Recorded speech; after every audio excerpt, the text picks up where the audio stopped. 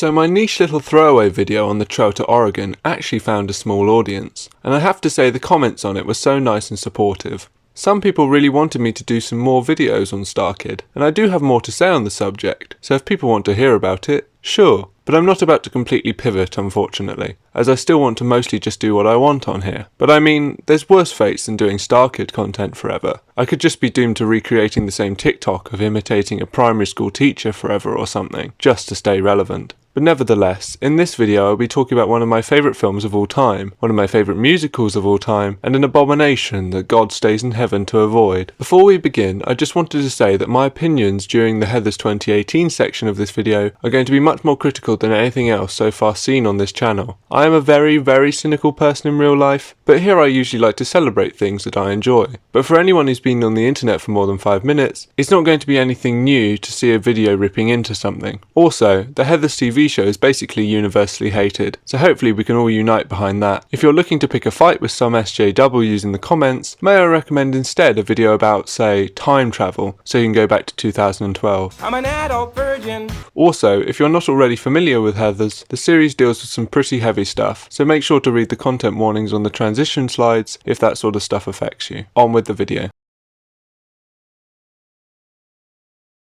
The Heathers franchise, as I guess it can now be classified, started simply with the hit cult film, Heathers, in 1989, written by Daniel Waters and directed by Michael Lehman. It was both of their respective film debuts, and they went on to basically create nothing of note between them, so good job peaking early, guys. But what a peak it was. While not an initial financial success, taking in only a third of its $3 million budget, the film quickly reached cult status, and I like it, so that basically makes it the best thing ever. The film is just as, if not more relevant now as it was then. Waters wanted it to be a more dark and satirical take on the John Hughes films of the 80s, but now it serves as a great commentary on the epidemic of school shootings and teenage suicide happening especially across America. The film revolves around the titular Heathers and their tumultuous relationship with our protagonist, Veronica, played by Winona Ryder, best known for the kinda charming but racist uncle of the movie world, Beetlejuice, and the show where they made the same season 3 times. She soon meets and subsequently falls head over heels for tall, dark and chain smoker over here, JD, Jason Dean, played by Christian Slater. Both Ryder and Slater really wanted the parts, which helped because no one else really wanted them, due to the film's dark and controversial themes. Jennifer Connelly was also considered for the part of Veronica, which I think would have been really cool, but Winona is great. But that's enough beating around the geraniums, let's begin. Despite being a low budget affair, the film sets itself apart by having a really strong visual style, especially of course in terms of colour, as well as with its use of props and costumes. Croquet mallets, scrunchies, you name it, aesthetic board creators have a whole range of things to pick from. I have the 4K Ultra Cinemax IMAX 7D version of the film because I love squeezing every pixel of resolution out of my favourite stuff, and the rescans they've done on the original film print here are fantastic. The opening is accompanied by the first use of the song Que Sera Sera, which bookends the film, and the sequence is soon revealed to be a fantasy in our protagonist Veronica's head. Veronica is a 17-year-old Westerberg High School student who is the tag-along member of the most popular group of girls in the school, Heather McNamara, Heather Duke and Heather Chandler, the titular Heathers. The first thing that stands out, other than the great visual style, is the dialogue, which uses its own timeless made-up slang and many quotable phrases that give the film a lot of personality and establishes early that the film isn't going to be entirely based in strict reality. This is the mythical, confusing and competitive teenage world and the 1980s, so everything was weird as shit. We are introduced to other students through a lunchtime poll, which asks them what would you do if you were given $1 million and the earth was going to end. Everyone gives stereotypical answers, while Chandler comes up with a plan to humiliate an unpopular girl named Martha by getting Veronica to forge a note for one of the unpleasant pair of jocks, Kurt and Ram. Veronica asks the poll question to a student that has recently transferred, Jason Dean, and he gives a suitably arsey philosophical answer, but it seems to intrigue Veronica enough that she is instantly smitten with him. Kurt and Ram are not so impressed with his suave demeanour and try to intimidate him, but JD suddenly whips out a gun and appears to shoot them. At one of Veronica and the Heathers' frequent croquet matches, it is revealed that JD in fact shot at Kurt and Ram with blanks and has been suspended for a few days, something that tells us a bit about his unpredictable and potentially homicidal nature, and something you could definitely not get away with today so lightly. Heather Chandler invites Veronica to a Remington college party, and on their way Veronica runs into JD once again in a snappy snack shack. The two of them flirt and come to the conclusion that high school sucks, before Veronica finally relents and heads to the party. It soon becomes apparent that her and Heather Chandler aren't there just for good company, and she makes her exit and humiliates Chandler. Chandler swears vengeance upon her, and Veronica feels like her high school career may well and truly be over. Luckily, JD arrives via ladder to her window, which is equal parts romantic and terrifying. They play a game of strip croquet, and the next morning head over to Heather Chandler's place so Veronica can grovel. JD has something else in mind, however, and suggests that they serve her a brew of liquid drainer rather than a hangover cure, which Veronica plays off as this obviously dangerous and homicidal man just being a lovable goof. Through an admittedly rather contrived mishap, they end up giving her the liquid drainer, and Chandler takes a very quick trip face first through her glass table. JD thinks fast and along with Veronica forges a fake suicide note for Chandler to cover their tracks. The news reaches the school quickly, and we get to see as the clueless school staff debate how to address the issue, with the airheaded Miss Pauling chastising them for all their callousness. She says that this should be a teaching moment for all the students, so they can heal and stop the epidemic of teen suicide. Meanwhile, the rest of the students' lives seem to have improved somewhat, either because they no longer feel controlled or pressured by Chandler, such as Heather Duke, or because they feel enlightened by the fact that the forged suicide note made Chandler seem to be deep and complex in her emotions. Veronica, of course, feels guilty for playing a part in all this, and assumes a Joan of Arc pose in the shower, trying to wash away her sins. Back at JD's home, we are introduced to his dad, who works in demolition, giving worryingly close access to explosives to the unwieldy JD. A funeral is held for Heather Chandler, and afterwards Heather McNamara convinces Veronica to go on a double date with the Neanderthals Kurt and Ram. The date ends up being cow tipping in a field, and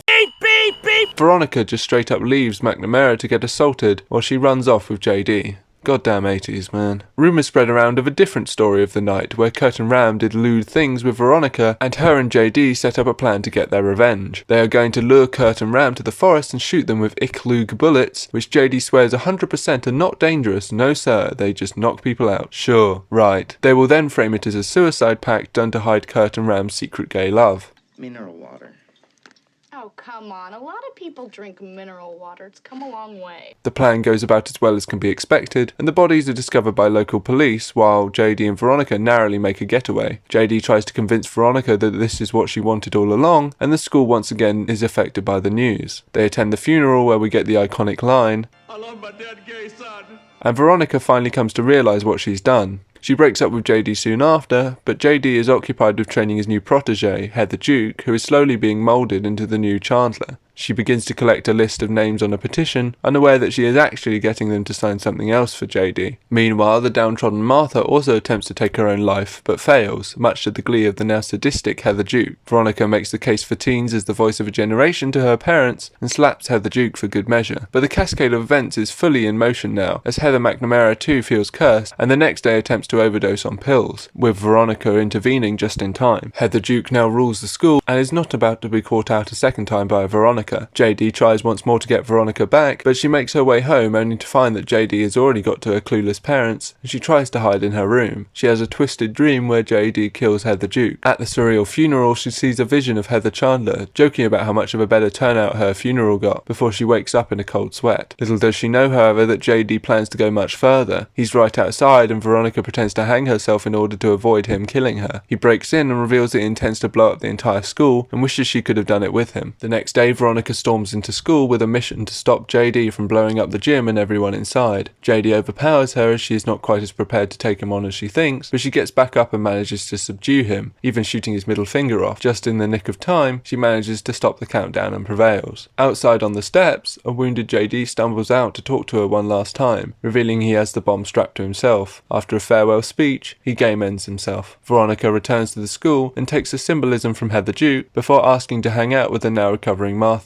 Que sera sera. Credits. I hope my retelling has done the film justice if you haven't already seen it, in which case, why are you watching this video? Even if you've only seen the musical, man, come on, know your roots. The film is witty, smart, topical, funny, action-packed, amateur, yet stylish, and completely led by passion. The behind-the-scenes features collected on the 30th anniversary version give some really useful insight into what the film meant to its creators and audiences when it was released, and now. Waters initially wrote the original 180-page draft of the film while working at a video shop, intending it to be directed by Stanley Kubrick. They say dream big, but maybe dream a little smaller than that first time out the gate. The project went through many rewrites, with one having Veronica actually begin to enjoy the murders, take note of that going forward. In particular, however, there were many different endings planned at one point or another. The most famous of these was being used right up until filming began, where JD was going to successfully blow up Westerberg High, and the film would end with all the students in heaven, perhaps proving that was indeed the only place they could all get along in a dark twist. Now I have to say it only took one video, but I've been proven wrong. For once, studio meddling did improve something that would have been a really bad idea. idea. Some people at the time were disappointed that the film didn't have a darker ending, and I'm sure a couple years back I might have liked it, but looking back on very recently leaving secondary school, teens need a bit of optimism, man. And JD isn't the goddamn hero of the story, okay? He's the Joker, but the Jared Leto one. Can't let that slimy little weasel man be right. Waters in an interview stated that he believed he'd come up with the perfect ending after it had been completed, and seemed semi-serious about it. Martha and Veronica are walking down the corridor as they do in the original, but then Martha stabs Veronica, shouting, "Die, Heather." She then stands up from her motorised scooter and claims that she can walk, in a callback to Dr. Strangelove, before Veronica retaliates, stating that she is not a Heather. They both end up collapsed on the floor, laughing as the credits roll. If that's what works best for Waters, sure, but I'm glad we got the one we got. The first two screenings of the film were apparently poorly edited and overly long. The crew worked at whittling down the initial 3-hour runtime. When a more finished version was shown to the cast, Shannon Doherty, who played Heather Duke, famously said that no one had told her that it was a comedy. Depending on which member of the cast and crew you ask, Doherty was described as simply focused and intense, or unpleasant to work with at times. I think you can judge for yourself whether her intensity added or detracted enough from the performance to warrant her apparent behaviour at the time. Going forward, the film influenced a lot of dark comedy films such as Fargo in the 90s, and as previously mentioned was almost slightly ahead of the curve in its commentary on narcissism and the want to have a more successful and popular life, death and funeral attendance that unfortunately has been partly amplified by social media in recent years. In addition, as some people involved in the film observe in interviews, the social stratifications and hierarchies of school have remained disappointingly similar, and many films have tackled the same subject, with the most famous, similar and one of my favourites being Mean Girls. But primarily, those that worked on it have said that they sought to criticise those that glorified and exploited teenagers' suffering and death for their own gain, and the culture and panic that sprung up around the whole issue and persists to this day. So like all the best films, it almost didn't get made, and probably shouldn't have as it made no money, but its cult status and popularity definitely meant a sequel of some kind was possible. In 2012 it was announced that the television network Bravo were interested in doing a Heathers reboot, which was set 20 years after the film. Veronica would return to Sherwood, Ohio with her teenage daughter, who would go up against a new generation of mean girls, the Ashleys. Neither Slater nor Ryder were attached to the series, and Bravo eventually declined to take it on. In terms of a pure film sequel, there have been multiple times when one has been claimed to be in development, perpetuated by, of all people, Winona herself. She seems to have a passion for the film and wants to do another installment, but Lehman and Waters have denied any plans to do anything with it. Maybe after she does another identical series of Stranger Things, she can ask Netflix for the money to finally make it. But until that day, all we have in terms of on-screen Heathers content is...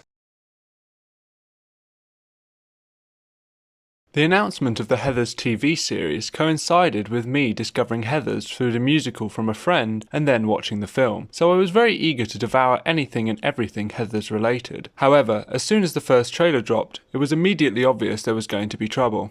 It's awful. I think everyone who knows about the Heathers TV show also knows about its completely tone-deaf attempt to try and decry wokeism, SJWs and cancel culture by portraying minority social groups as ruling the school and being comically evil. But I think much like me, until recently, most people never watched past the first episode. The most popular video on the subject is done by a very early Sarah Zed and just discusses all the obvious flaws with the terrible pilot, and honestly, I was happy to leave it at that. Oh no! Anyway. But if we're going to do a comprehensive look at the Heathers franchise, I think it should be covered. I think it can prove to be a really interesting look into how right-wing reactionary media frequently descends into just an absolutely maddening, warped view of reality, and seeing as the show's second series wasn't picked up, oh no, the brave right-wing media creators silenced again. That's the normal rat. I don't think discussing it will bring any unwarranted attention to it, especially not from a channel as tiny as mine. The story about Paramount trying to get this show to air is almost as crazy as the show itself. Heathers 2018 was the creator, Jason McAuliffe's first big project, and boy, it shows. He doesn't seem to have made anything else significant since then, but I'm sure that's a mix of the pandemic and the producers have stopped returning his calls. The series was originally developed for TV Land, which is a channel with programs I've never heard of, but was moved to the Paramount network in March 2018. A small road bump, no issues so far. But when you've got a political party that doesn't even acknowledge that gun violence is a problem, let alone trying to fix it in power, and a mega company that is slowly realising they've sunk loads of money into a TV show that takes completely the wrong side of the issue, the result is a darkly comedic pass the parcel of the premiere of the series being delayed over and over due to high-profile mass shootings occurring. First, its premiere was pushed to July in the wake of the Stoneman Douglas High School shooting, before the show was dropped entirely by Viacom in June due to the Santa Fe High School shooting. Around the same time, it was reported that Netflix had passed on the series, which I think is a bit rich seeing as one of their main exports is misrepresenting teenage suicide and gun violence, but who am I to say? The premiere went ahead, however, in July in Europe, as the series had already been sent to international markets. Despite what some US politicians may say, the complete savages of the rest of the world managed to not shoot each other long enough for the series to come out in all its 10 episodes. When the series finally premiered in the United States on October 25th, 2018, they cut it down to 9 episodes to try and speedrun it, before someone else could pick up a gun and ruin their programming schedule. I hope my warning at the beginning was substantial for this section, and I hope that my tone throughout that was not too crass or mocking. This subject just fills me with such sadness and rage because there are liars who will lie to you and say, there's nothing that can be done about these things. Can't do gun control, can't do healthcare, and even if we did, wouldn't work. But I live in a country where, the NHS is hanging by a thread, and we still have our own crime to deal with, but we don't have to have goddamn shooter drills in our schools. So all this and the show hadn't even aired yet. I think the fact that it looked bad from the very outset meant that this show was largely forgotten. But today we are unearthing the cursed treasure and becoming evil pirate skeletons in the process. I think just to prime us a little more, we should start with an abridged quote from the genius writer and social commentator of our generation, Jason McAuliffe. I won't try to do any armchair psychology on the man throughout criticising this series, because it's not the guy himself that matters as much as what is created. But I mean, the guy's not subtle. The reason I changed the Heathers' surface identities is I think today, the characterisation rings true. People that wouldn't have necessarily been considered the most popular kids in school in 1988 could very well be the more popular kids today. Of course, no one's seen the show yet. Once they see it, I think they'll get what we're talking about. Oh, Jason, we get it. It's not hard to see where you're coming from.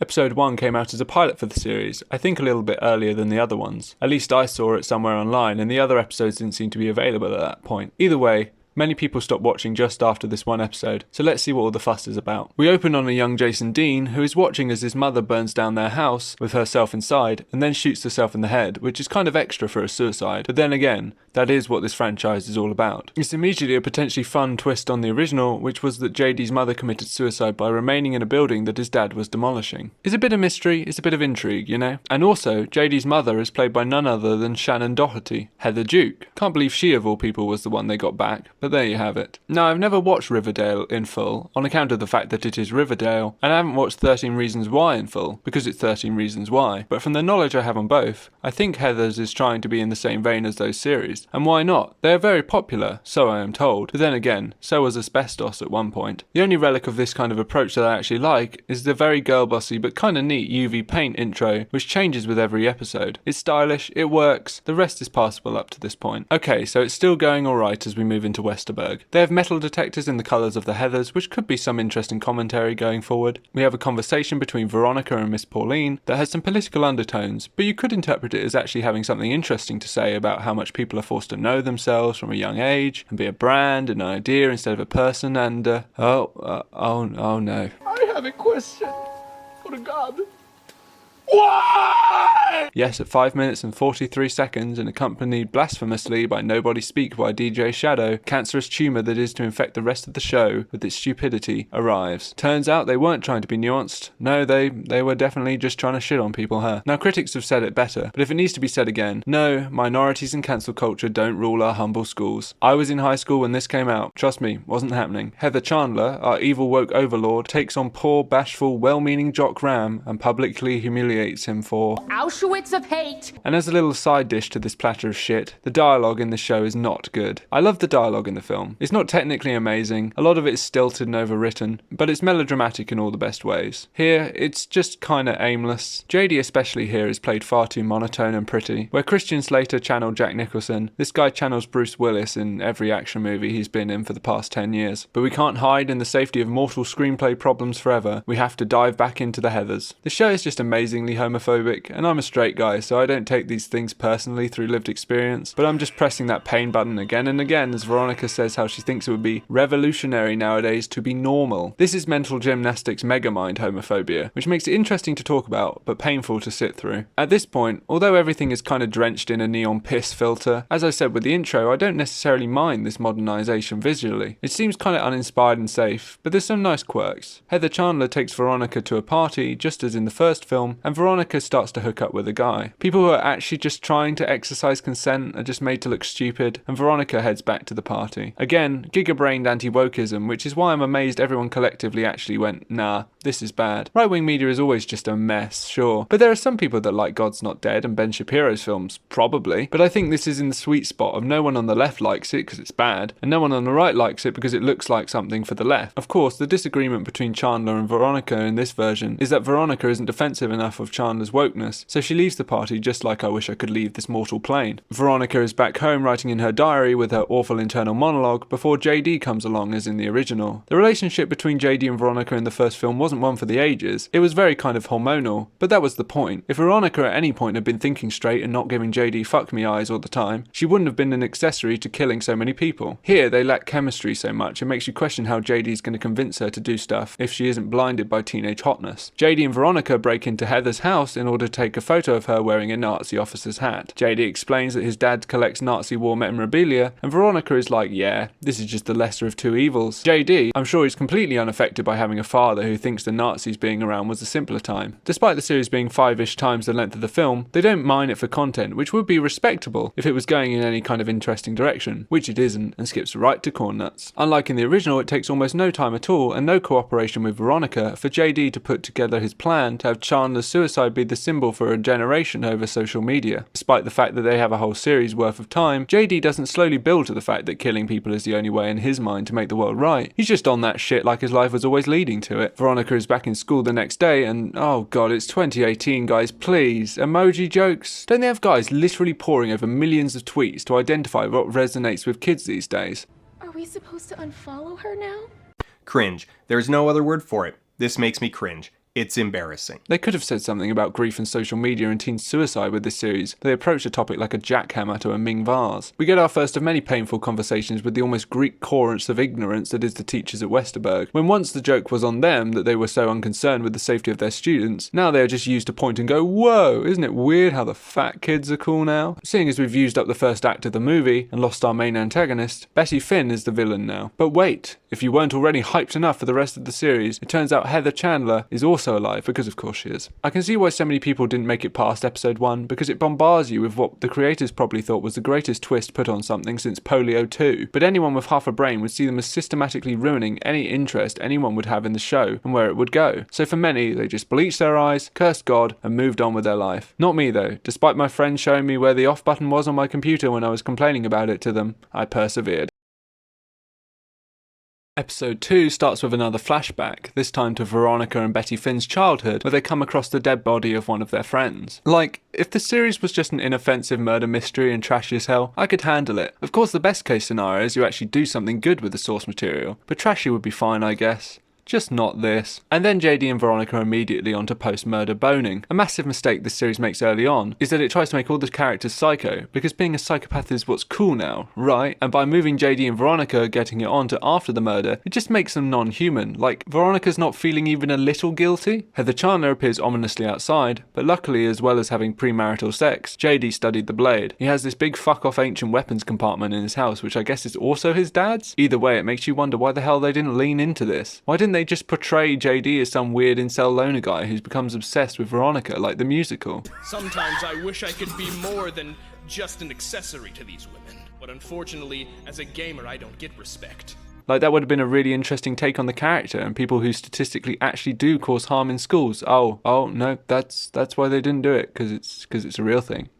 I see. We get some fun transphobia towards Heather Duke, and yes, I'm calling it transphobia because there is no way this show is nuanced enough to talk about TERFs. The show flips about all over the place to try and hide the fact that it says loads of shitty things. Like, no, it's the characters that are like this. But no matter how many twists and turns and sympathetic portrayals it has in it, it always seems to lead back to what it wants. And also, maybe sympathetic, please, trans people are human too, flew back in the late 90s when it was a miracle if we got anything other than Ace Ventura, but now it just doesn't cut it. Honestly, one one of the few positives about this show is that it would make the ultimate drinking game. Here's a couple for free. Every time someone says safe space, every time someone completely misuses social media, chug during the painful elongated sections trying to portray minorities as conniving villains, you will black out before episode 4. This show tackles social issues, people's personal lives, and trauma like a baby handles a flamethrower. Heather McNamara is taken advantage of by a teacher, and that's putting it very kindly. And the person fighting for her justice is the airhead teacher, Miss Pauline. I think these teacher scenes are the worst thing about the show, because with the kids you can maybe, just maybe hide behind the fact that they're stupid kids, you know? But these so-called adults are even more brain dead. And if that's the point, then I guess the only function of the show is to say that all conversation about social issues is just a massive farce and a circus. And look at all these idiots actually trying to talk about stuff. Where's a good murder when you need one to shut everyone up? Veronica talks about the flashback we saw at the beginning and says that the croquet killer is still out there somewhere. So there's that on top of everything else that's going on. If the trend so far holds, I'm sure it's the disabled Native American that did it. If themes are for 8th grade book reports, then Heather's 2018 is a show and tell, as Betty Finn reveals a big pink and white sign that has this year's prom theme,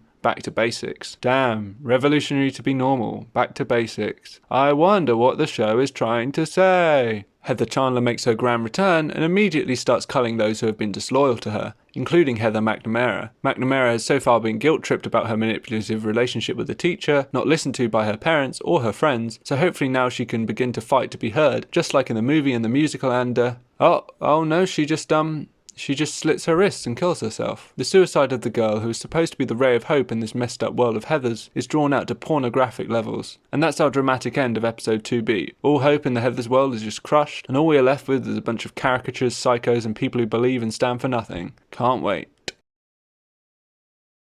Okay, you know how the point of the first Heathers film and like every 21 Pilots song is that suicide isn't trendy? Well, guess what? This show makes suicide look trendy, and not even to point out how dangerous it is. It's just completely antithetical to the whole point of the series. They remake the same sequence from Ram and Kurt's funeral where Veronica laughs and a girl turns to look at her, but for some reason they cut away from Veronica's reaction shot really quickly, so she just looks evil. And in the film this is a monumental moment where she realises what she's doing. Veronica, along with all the other characters, just aren't human. As more guilt over the killings piled up, Veronica in the original began to deteriorate, but here she just seems to enjoy it while paying lip service that murder bad. As we've established, none of these characters act like real teenagers, more conniving schemers playing their own little chess games, because I guess that's how the writers see all teenagers. Every move they make is a power grab to wage a secret war against the world. Veronica therefore takes McNamara's place because I guess Heather wants to keep the person that literally attempted to murder her close by. So because of the way they brought back Heather Chandler and killed McNamara, all the characters now are playing musical chairs and filling each other's roles. Heather Duke is now the sympathetic one, and for all the show's issues, Duke is actually one of the more interesting characters. In this version they are secretly dating Ram, the jock, and their relationship goes through its ups and downs as Chandler tries to split them apart. I like the little details in their clothing and apparel, like how they have a parasol to protect them during laser tag. But the thing is, the show goes out of its way to make sure the only positive emotion you feel towards Duke is sympathy. You're never supposed to understand them, just feel sorry that the world is so harsh on them, like charity over activism. But then something strange happens. Veronica finds another love interest who she actually seems to have a bit of chemistry with, Kurt, and it starts to look like maybe all this opening stuff was extremely mismanaged. But maybe if we get Veronica and Kurt and Duke teaming up against JD, Chandler and Betty, we can claw our way over the finish line with some kind of problematic but largely inoffensive vapid show that no one would rewatch but wouldn't care if it existed. This show isn't lazy. Everyone is trying to do something here, and the writer knows the source material and has something to say. Maybe only the capacity to regurgitate the source material and say stupid stuff, but it's something. Maybe? Veronica actually leaves JD. She realises he is a piece of shit and full on dumps his ass. JD goes full incel on Ram and only fucking hangs the guy. Like, it's complete overkill, but maybe these deaths are just a poor way of demonstrating how dangerous Chandler and JD are. Veronica is going to freak out when she sees this. Oh no, she actually likes him. Oh no, and his corpse is just there, and he was just a guy. These aren't real humans. Every day I wake up. I draw the line at kissing on a bridge over a hanging corpse while Heaven is a Place on Earth plays, okay? Since Chandler's alive again and the show just has to have a dramatic moment each episode to keep our 8 brains entertained, it's just suicide roulette from here on out. And hang the consequences. In this show, all about the consequences of suicide. They took a serious subject that deserves literally any nuance, and were like, but people like dark and edgy murder and 80s music, why not throw that in? What harm could it do? You may have noticed the deaths counter on the episode slides. Just for reference, there are 6 moments that I would classify as deaths in the original film. The character doesn't actually have to die, but their attempt is shown, and then at a later point they come back to life or recover. Just remember that number 6 as we continue through the series. In the original film, a lot of the characters were naively opportunistic and sought to benefit off others' suicide, which gradually grew into a fervour. In the TV show, Heather Chandler has an "I am suicide" branding line because subtlety and art are dead, presumably by suicide. I have to remain grounded and act like the show wants me to and treat these people as real humans, but I can't because no one would ever act like this. It's not saying anything if it's not trying to relate to actual issues, but who needs the real world when you can imagine a reality and criticise it? We barely get to see anything that's affecting Martha in this version, other than that she's poor, I guess, before she takes a dive off the football stands. Because here, suicide isn't an end these teenagers see to their problems, but an unknowable virus that spreads from person to person like we're in goddamn 28 Days Later. We have a whole TV show's worth of time, and yet they can't give characters enough screen time to actually see why they are acting like they do. It's just suicide is cool now. I'll do that. Great message, guys. No one's really dealing with issues as a teen in America. They're all just trend chasers. But Martha too survives her suicide and is bullied by Heather Chandler, a slow return to normal lunacy. And Heather Duke is just standing by, I guess, because they're bullying a cis white girl. Again, there's this bizarre thing that the right wing thinks that when left wing people say they are against bullying, they are only out for their own gain, because they can't actually imagine that people want to actually have equality. And if they do acknowledge that, then it makes them look bad. So they have to say, oh no, it's actually part of their secret agenda to rule the school or the world. They're getting too influential with all their love and acceptance. Hey, so you know how we said repurposing lines outside of the original context is a surefire way to piss people off? Thanks for doing it again. Transfer to Washington. Transfer to Jefferson. Because your future at Westerberg is as useless as your legs. Words can mean anything you want, just shuffle that shit around like a Rubik's Cube. Meanwhile, JD is trying to frame someone for killing Kurt and also trying to kill Betty Finn, and Veronica is not even particularly batting an eyelid at the rapidly growing body count at this point. Betty Finn has a big fight with JD and sends JD whimpering back like an injured dog to Veronica. They're all 17, remember? When I was 17, I was playing Overwatch with my friends and thinking I'd get to do my A-level exams. Guess I should have been getting into car chases and hanging people. And even though we've established that this show has a lot it wants to say, I'm sure there's some people who are still like, well, this show is supposed to be unrealistic and thrilling. And okay, say it is, it's still not that excitingly made, and the action is broken up by 30 minutes of whining about wokeness each episode. Okay, so this episode's cold open is JD playing a first-person shooter, and for this whole episode, the gimmick is that we take JD's perspective. I really wish they'd thought through the implications of that one, but no. Immediately, this makes an audience ask questions like, why are we in the head of this murderer? And after one of the first things he does is get away with sexual assault and attempted murder while we watch, you ask, no, really, why are we taking this guy's perspective? This show keeps bringing up people not believing sexual assault victims, but never actually says anything about it. So far our track record is one deceased sexual assault victim and one dismissed, so that's fun. So Betty gets sent away to military school and is just gone for almost the whole series. Nope. Really? Honestly, I'm just numb to it at this point. JD goes around planting bombs to blow up a statue and then is just waved into a strip club despite being 17. Okay, like, don't management get sued for that type of shit? There's a reason they have bouncers usually. Whatever. JD's mum is a weird dream dentist and there's some animated whales. JD plants a gun and a girl gets taken down by security. Heather and JD fight in first person. At this point, I'm just letting it all wash over me. If a TV show is just made up of meaningless drama that happens for the sake of it, and characters are just twisted into any number of situations even if it doesn't fit them, it just becomes a tiring thing to sit through. I think if you read out the set of events as a list, it may seem interesting, and when you've watched an episode you can be like, oh yeah, that happened, but looking back you don't remember why it did, because there's no time for anything to have any impact before it's on to the next twist. But maybe that's it, just for this episode, right? Like, surely they've thrown enough at us. I'm sorry to keep putting you through all these obvious rhetoricals. No, of course, Veronica Sawyer is the croquet killer and actually evil. This show has nothing to say. It's not clever for just pulling a change out of nowhere for no reason. Shit, I can write a Star Wars where it turns out Jabba the Hutt is Obi-Wan Kenobi's son. It doesn't make it clever just because it's surprising. Right, so Veronica is evil now because, get this, she saw Betty Finn and JD kissing and now she's a psycho evil ex-girlfriend and a girl boss. She's keeping JD hostage in a mental institution to teach him a lesson or something. You never realise quite how big the number 10 is until you've got to sit through 10 40-ish minute episodes of something this bad. Teachers are confused about pronouns, Veronica is tormenting JD, Heather Duke is getting some payback on Chandler, same old shit. Veronica stages a fake suicide to prove JD's loyalty to her, and he confesses his love and they get it on. Again, just take a moment from the original and recontextualise it into something stupid. Suicide in this series meant something once, so far before this show. Now it's just an aesthetic. Now you have become the very thing you swore to destroy.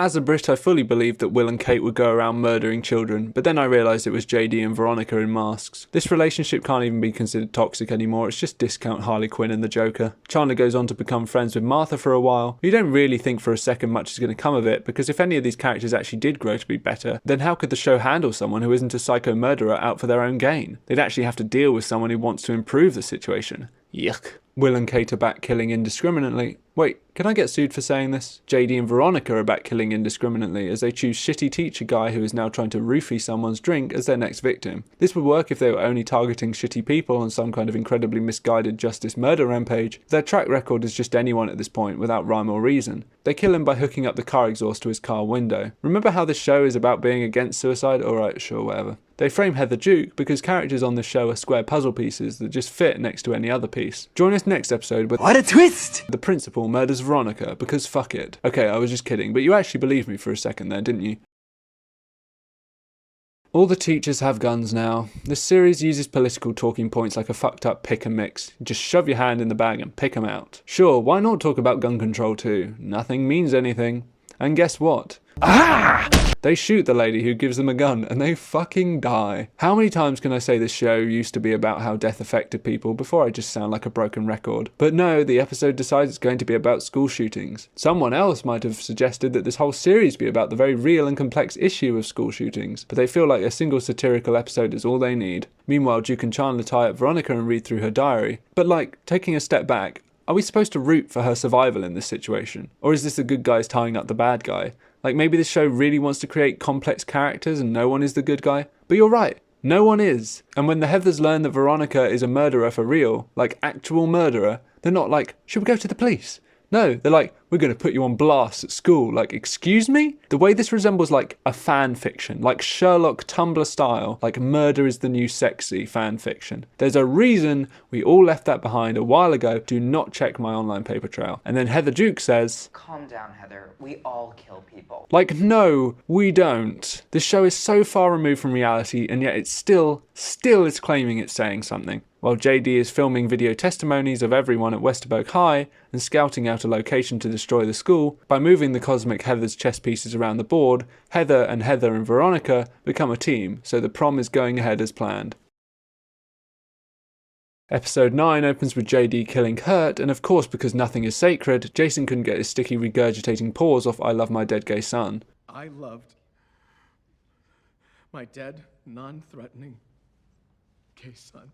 No time to mourn Ram's death, especially not this late in the game, because none of the characters actually believe in anything. It's not actually surprising that immediately after the last episode, Heather Chandler does a 180 and now after bringing prom back, wants to cancel prom again. They fuck around for a bit, and JD ends up threatening Heather Duke, who gets left for dead by their mum and the police. Duke manages to hitch a ride, and there is a car chase with JD. JD cuts them off, and Heather Duke and the driver end up in a ditch. The driver is killed on impact, and Duke gets to have a little walk before collapsing in the flowers. Oh, but this time the deaths do matter, as apparently this is the last straw for Veronica, and she breaks up with JD again. I'm sorry, she's not the psycho I kill everyone girl now, she actually has morals. And she's our hero protagonist again, going into the finale, I guess.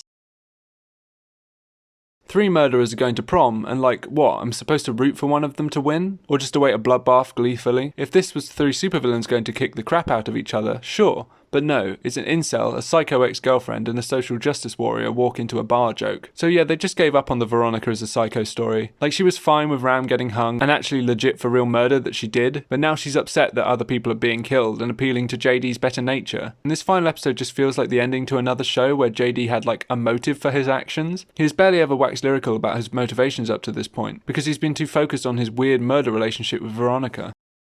Sorry, I just had to take a minute to bash my head against a wall. I think Veronica changes her mind again. Like, she's on JD's side? I don't know at this point, but what's really important is that Betty Finn is back from military school. She just kind of futzes around the party for a bit, and then is distracted by Heather Chandler and... yep, legit, that's it. And then guess what? There's a massive school shooting, apparently the biggest one ever, and JD gets blue balls over the whole situation as someone stole his school blowing up thunder. There's another confrontation between Veronica and JD in the boiler room again, and they shoot each other. With the time running out, some random kid sees it all happening and tries to warn the teachers to evacuate the school. Remember when I said it would have been really stupid in the first film if they'd gone with the original script draft where the school blew up at the end? You know, it'd be a really cynical and pointless message to send out over the optimistic one the original ended with. Well, guess what? Fuck you. you, it's prom in heaven time. The message of the TV show is to give up and be happy when you're dead. Don't try to fight injustice. JD is right, it would be better if we all died. Oh, and Heather learned to be good. Plug for Heather's Revolution. The end. So yeah, the show ends with a teaser for a potential second anthology series, Heather's Revolution. Needless to say, after all the hassle this show had caused, there were no plans to continue, even with a fully completed script on hand. Critics tore it a new one as to be expected, much more elegantly, but possibly not as entertainingly as I have. Daniel Feinberg in The Hollywood Reporter summarised all you really need to know about its core political issues. Having the high school tyranny associated with a gang of students who, in a different era, might have been marginalised produces a dark and almost reactionary undercurrent in which the disenfranchised aren't being bullied, but rather are wielding identity politics and political correctness as weapons. And Samantha Allen identifies that the show feels like it was written for aging Fox News viewers who get angry about people's gender pronouns, which is odd because it's clearly being marketed to a young and therefore progressive-leaning audience who may not remember the original. I don't think I've ever found a bunch of reviews that so perfectly summarise all of the criticisms towards something so eloquently and in such few words. As you can tell from the fact that my brain melted and I became borderline incoherent trying to analyse this one stupid show, this is not going to be the channel that does deep dives into weird right-wing media, but this one is unique just in that it takes something that could only ever be marketed to young people and a premise that is openly progressive. It's just written in the distortion world from Pokemon Platinum. But finally we can move on to the true successor to Heather's and leave this in the forgotten tomb where we found it. Well, I for one am glad that's over. Even though Heathers the musical predates the TV show, I thought it would be nice to end on something good, and oh boy, is the musical good. The show initially ran on and off Broadway in 2013 and 2014 in America, before sinking into musical obscurity. It was later revived over here in the UK, and had a 2018 West End run that starred YouTube personality and stage actress Carrie Hope Fletcher, which I had the immense pleasure of seeing. The show follows the story of the film very faithfully. This isn't to say that the Heathers TV show needed to follow the original story to be successful. On the contrary, a Mon reboot would have been exactly what we needed if done well, but the musical already has enough differences with the change in medium from film to stage to keep it interesting. So let's take a look. The show opens with the song Beautiful, which is one of the longest and can be difficult along with the song Big Fun to get the full experience of without having seen the show. Nevertheless, it serves to introduce us to Veronica, in this version a greasy nobody who idolises getting out of school and leading a beautiful college life. In this version in the film, when she says she thinks she's a good person, it's more of a hope than the arrogant declaration it is in the TV show. The show as a whole is definitely more emotional and intelligent than the film. Even though it's been criticised for not quite going as far with the darker societal themes of the film, I think it successfully substitutes that for arguably a more focused and internal story. In this version, Martha is Veronica's best friend since childhood and kind of takes the place of Betty Finn, who plays little to no role in this version, which I think is an improvement over the original. The Heathers are introduced as these ethereal beings and quickly take Veronica under their wing, and give her a makeover to join their rank. Much of the vocal heavy lifting in the song is given to Veronica, and it is a joy to listen to her belt out those final lines. You're beautiful. It's a beautiful freaking day.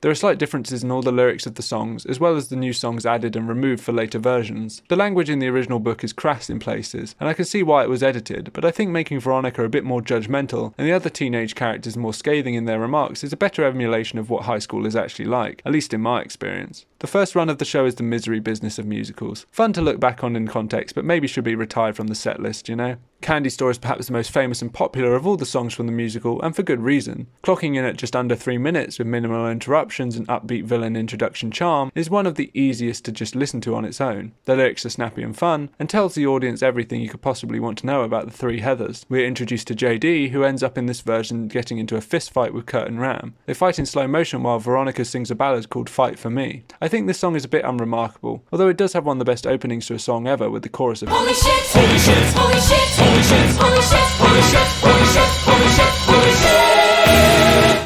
The medium of the musical actually does the relationship between Veronica and JD a lot of favours, as we get to hear Veronica's internal feelings about how hot Veronica finds JD, instead of all the attraction being told through Christian Slater's Chainsmoker Gollum voice, and we're known as Fuck Me Eyes. Veronica and JD end up in the snappy snack shack, in this version of 7-Eleven, and JD laments how very hard his teenage life is, and sings about his love for slushies. It's a bit cheesy, but always sincere, just like the rest of the show. Big Fun covers Veronica ending up at a party with her peers rather than college students, thanks to Heather Chandler, which is another improvement improvement over the original, I think. I think the musical could have taken a darker route, but I think the way it's marketed shows that it wants to be a more fun, entertaining night out, so some of the more risque aspects are dropped. The song itself is a lot of fun, but as previously mentioned, a lot of the jokes rely on having watched the show, as there are lots of props and vignettes happening at the party. A personal favourite of mine, while probably not the least problematic thing in the world, is... Hey, are you okay?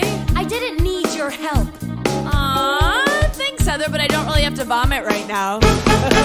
Kurt and Ram are actually characterised as more harmless dumbasses, which does the show a favour later on with Blue, but again kind of sanitises the original, and is at risk of downplaying the very real threat they pose. Martha ends up humiliating herself by giving Ram non-alcoholic cider in a much more fluid scene than the film's stilted note section. Although it's been criticised for its length, I think it does a good job of streamlining a lot of the moments that ended up being kind of drawn out in the original due to its not incredibly refined pacing. Dead Girl Walking is the other most popular and famous song from Heathers, and paired with a raunchy on-stage performance, never fails to get a chorus of wolf whistles, cheers and applause. The song is genuinely empowering and sexy, and adds a lot to JD and Veronica's relationship. I think a lot of the character decisions may seem rash, but the young love between Veronica and JD and the general stupidity of teenagers makes it much easier to believe all this would continue for so long. When you're a teenager, you really do believe high school is everything. But yeah, this song is brilliant. It makes you feel saucy as hell listening to it. Veronica and JD get to murdering Heather Chandler, and her apparent suicide note makes its way around the school, and the students see themselves reflected in it in the me inside of me. Again, the more crass lines are some of my favourite. Her life had hit a rocky patch. Feel. Deep down, she wasn't cruel or vain. Heal. She didn't mean to be a snatch. And this song incorporates the start of Miss Fleming's quest to make the school a better place. The song once again gives more weight to the fact that Chandler has a big effect on all the kids at the school. Also, Chandler makes appearances as a ghost version of herself, which is a lot of fun and means she can play a bigger part than just dying and later being in a dream sequence as in the film. And now the moment you've all been waiting for, it's only Blue. If you view Kurt and Ram as harmless dumbasses, it's easy to listen to this song without feeling too icky about it. Sometimes it's just funny to sing a catchy song about balls. In the West End run, this song was replaced with You're Welcome, which I've grown to like quite a lot on multiple listens. I think it strikes the right balance of still having some funny moments while also making Kurt and Ram out to be a genuine threat to Veronica's safety. On Veronica's side, she is again realistic in that she manages to get out of the situation with her skill and wit. It can never be Blue, but it doesn't want to be, and I'm glad I got to see it live. Another addition is Never Shut Up Again, which is a song to give Heather Duke a bit more depth to her character, as both Chandler and McNamara get their own songs at some point. I can't tell if it's my personal bias because obviously these are new additions to a soundtrack that already existed, or that they do sound different, but the new additions don't fit into the show quite seamlessly. They still work well though, and this song also serves to show Duke gaining more power and influence as she takes over from Chandler, and with Kurt and Ram's untruthful testimony, seeks to bury Veronica. Our Love Is God is a song that covers a lot of ground in the story and switches tones quite a lot, but never loses focus and stays enjoyable. It moves from planning to inception of Veronica and JD shooting Ram and Kurt with Iklug bullets, all the way to the revelation that they were very much, in fact, real bullets. JD gets a lot of time to shine in this song and is overall a much more understandable and broken character. He wears his turbulent emotions much more on his sleeve in the musical, thanks in no part to the fact he's singing about them half the time, rather than in the film when they only peek through in the moments of weakness where his cool facade drops. I really like the note Act 1 ends on, where JD repeats Our Love Is God, with Veronica eventually joining in. Even only repeating one line in different ways, Veronica goes through a complete emotional shift, and it is really impressive. Act 2 starts with a bang with My Dead Gay Son, which is another brilliant comedic number, but of a very different tone to Blue. It's great just to listen to, but seeing it perform live with disco lights and roller skates is just a brilliant time. It takes a really poignant small part of the original film, expands it out into a great extravaganza, and I love it. 17 really encapsulates how the musical differs from the film, I think. JD and Veronica have a much more caring relationship than in the film, where they are frequently bickering and Veronica is on edge in JD's presence and breaks up with him quite early on. They both work for their own purposes. The characters all want to be happy and beautiful, but the reality of the complicated adult world is crashing in on them and they just want to be kids a little bit longer. We have an interesting little trilogy of songs up next in Shine a Light, Lifeboat and Shine a Light Reprise. Shine a Light actually helps us learn a bit more about Miss Fleming and the rest of the students as they try and become better people out of all of this. If they wanted to cut down on the length of the show, maybe some of this could be cut, but I think it does a lot for the story and the greater themes to not just focus on the toxic love and murder adventures of JD and Veronica. Moving into Lifeboat, the vulnerable McNamara finally gets to express her inner feelings of isolation and fear of being outcast if she doesn't remain popular. This moves into Shine a Light Reprise where she attempts to commit suicide, mocked on all sides by Heather Duke and her student ensemble. The song is mockingly dark and really shows McNamara at her lowest point. I like that the reprise throws Shine a Light into a completely new light.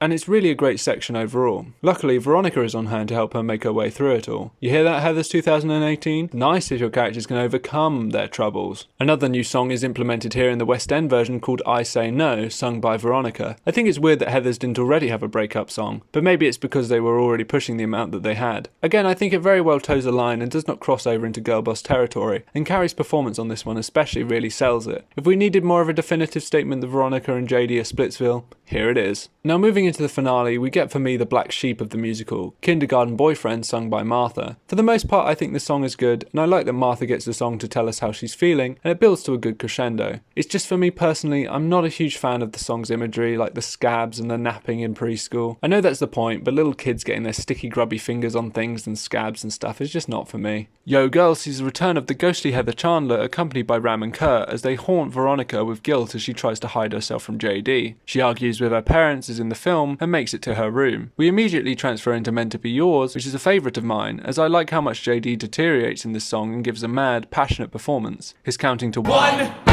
2, fuck it! Is a lot of fun as he bursts in and sees that Veronica has pretend game-ended herself. He mourns for a moment before he makes up his mind to go in alone. If he must. Dead Girl Walking Reprise is nowhere near as well known as the original, but I like how it's put together and plays on the original lyrics. It covers the whole journey of Veronica entering the school on a badass mission to save them all, and finally foiling JD's plans. Cheek to Cheek in Hell is a great line, as well as I wish you'd come with me. I wish I had more TNT. There are many places lyrically where the musical lives up to or even surpasses the writing of the original. Veronica is successful in defeating JD, and the show comes to the same conclusion as the film, as JD gets one last little lament in I Am Damaged. He repeats once again Our Love Is God, with Veronica poetically retorting, Say hi to God. A reprise of 17 effectively wraps up the story in a triumphant way, and also has a nice thematic end of the characters embracing being teenagers and living like they're never going to grow up for once. While I think it works well enough listening to it on the soundtrack, seeing this final song live with all the cast together and Veronica holding her croquet mallet aloft really sells it and makes for a brilliant ending. Beautiful, beautiful.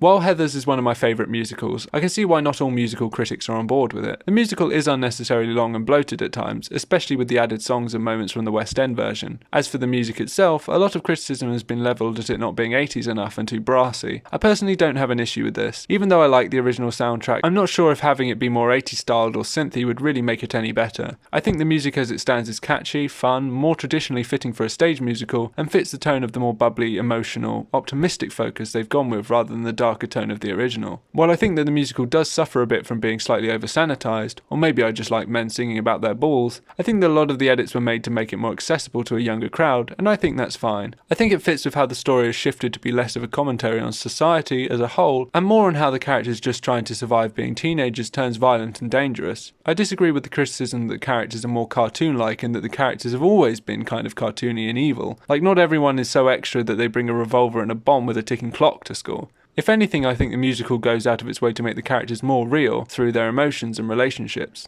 The soundtrack for both shows are available on CD and streaming, and the songs are for the most part not too complex by musical standards, so they're fun to listen to individually and out of context of each other. I personally prefer the original recording, but only because it has Blue in it, and also because it was the first one I listened to and so has all the timings that I'm used to. When Hell Year, the Year from Hell, now plus 3 months and counting, relents a bit, there's another tour of Heathers in the works here in the UK, so if you haven't had the chance to see it, make sure you do, as it's not the most reliably performed musical, and is worth the watch live. Ah, what a palate cleanser. I can already tell from the fact that this script is a few pages longer than any one I've done previously that this is going to be a long ass video, but I hope I've given you a comprehensive look at everything this series has to offer. Luckily, the series' best work is its most easily accessible, unlike some other franchises. Thank you all for listening to me ramble about this thing that I love and loathe for however many goddamn minutes this is going to turn out to be. Hey, if no one watches this, I guess I'll resort to making Star Kid videos forever. Until then, have a good one.